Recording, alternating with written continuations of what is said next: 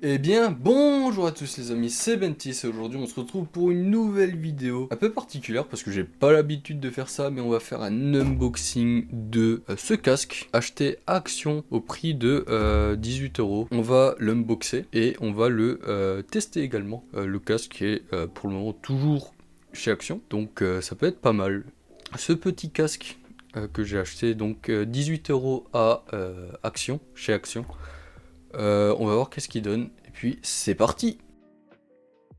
Donc ce casque, lequel c'est? Donc c'est un Roseland, le RH500. J'en ai aucune idée de quoi il ressemble, qu'est-ce qu'il vaut. Je sais pas depuis combien de temps il est également sur le marché.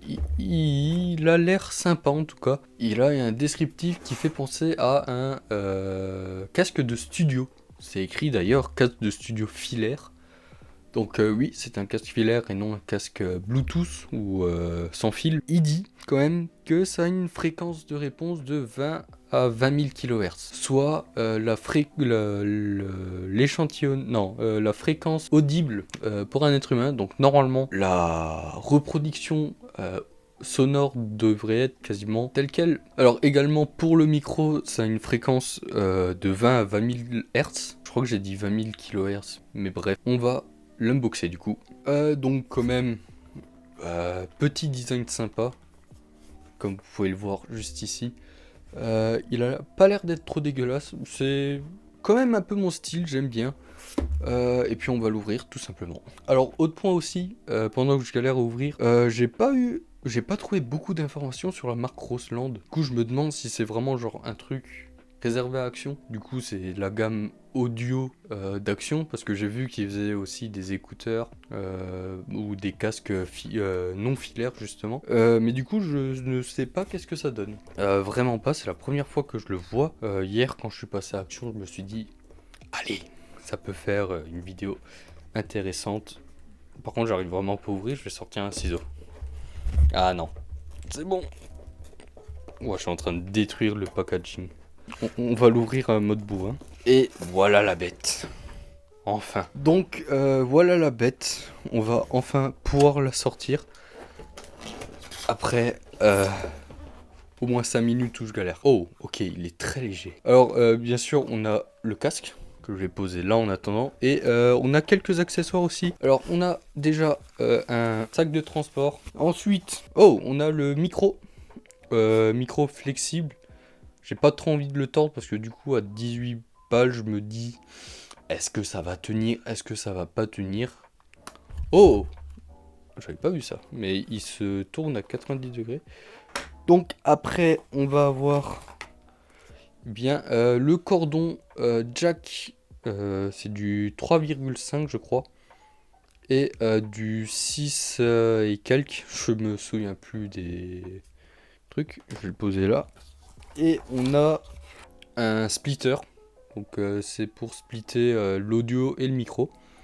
Ça peut être intéressant quand on a des PC avec une seule entrée jack. Et qu'est-ce qu'on a là? Ok, c'est un jack 2 mm vers 6, vers 3 je crois, ou 3 vers 3, je ne sais plus. Je ne m'y connais vraiment rien en audio et ma light s'est éteinte. Et on a la notice et c'est tout pour ce carton. Ok, super, bah, du coup j'ai tout déballé. Le casque il est très léger. Très surprenant, mais c'est assez léger. J'ai un peu peur du coup pour tout ce qui est casse. Je pense très sérieusement que ça peut casser assez rapidement. Euh, un mal, le poser mal à un endroit et s'asseoir dessus, je pense que c'est cassé. Bon, c'est au détriment du prix bien sûr. Pour rappel, il coûte que 19 euros. Alors, on a des petits coussinets. Avec les lettres left, L pour left et R pour right. Donc comme ça on sait où c'est. Alors déjà oui, il y a un arceau réglable. On va le régler tout simplement. J'ai une grosse tête. Ça a l'air de bien isoler les oreilles parce que je m'entends moins bien. Et je pense si je parlais moins fort, ça s'entendrait moins. J'entends toujours pas mal, correctement on va dire. Mais oui, on n'entend pas, ça réduit le son extérieur je pense. Mais il a l'air de bien isoler, petite surprise ça. Alors oui, il est également pliable. Euh, ouais bah du coup ça se fait avec les mêmes arceaux qui nous permettent de le mettre comme ça. Bon alors on va pouvoir passer au test. Ça j'en ai plus besoin. Du coup, vous aurez pas le son, parce que en fait, je vais mettre des musiques, mais je sais pas si elles sont libres de droit. Bah, je vais éviter de mettre de l'audio du bureau. Du coup, test. On va tester sur une musique. Alors déjà, on va voir, est-ce que Windows reconnaît? Headphone, il a l'air d'avoir reconnu. J'espère qu'il a pas détecté le micro. Je mets ma musique. Bien sûr, Spotify Free, on n'a pas le choix de la musique. Bah super. J'ai déjà que le son sur l'oreille droite. Sur l'oreille gauche, pardon. Bah pourquoi? Bah super ça. J'ai pas le son. Mettons sur pause. Bah du coup avec ce jack là, le jack 6 mm, je n'ai pas le son à droite, oui. Je sais pas si c'est un défaut de conception ou quelque chose comme ça. Et du coup, je vais devoir ouvrir l'autre câble. Ah, attendez, je viens de découvrir un truc. Ça se trouve, c'était juste mal branché. Non, il a pas l'air. Ok. Testons. Déjà, un point négatif, c'est que je n'ai pas l'oreille droite avec le jack 6 mm, ce qui est un peu bizarre. Et bah, nouveau le test. Ok, j'ai le son sur les deux. Alors, de ce que j'écoute, ça a l'air vraiment. Ça. Pour avoir déjà écouté des enceintes professionnelles, le son ressort vraiment très, très qualitativement, on va dire. Bon, alors ce test, il est assez positif, je trouve. Le son est assez clair dans les musiques que j'ai écoutées, en tout cas. Je sais pas trop pour les basses parce que je m'y connais pas assez. Genre vraiment, je pense que j'ai une sensibilité aux basses négative, tellement je les ressens pas. Mais sinon, ce test est assez positif dans l'ensemble pour 20 €. Ce casque, il fait le taf. Je sais pas s'il fait qualité studio parce que, comme j'ai dit, j'ai pas une audibilité extraordinaire. Mais en tout cas, elle fait le taf. Bah, c'est celui-là qui va me suivre pendant quelques mois, je pense. Quelques vidéos en tout cas. Voilà, ça peut être un bon casque pour ce prix-là. Alors je reviens quelques mois après l'unboxing de ce casque. Ça va faire quelques mois que j'ai commencé à monter cette vidéo et donc unboxer ce casque et le tester. Et je voulais revenir euh, sur l'expérience que j'ai eue avec ce casque. Donc il est là, c'est celui-là.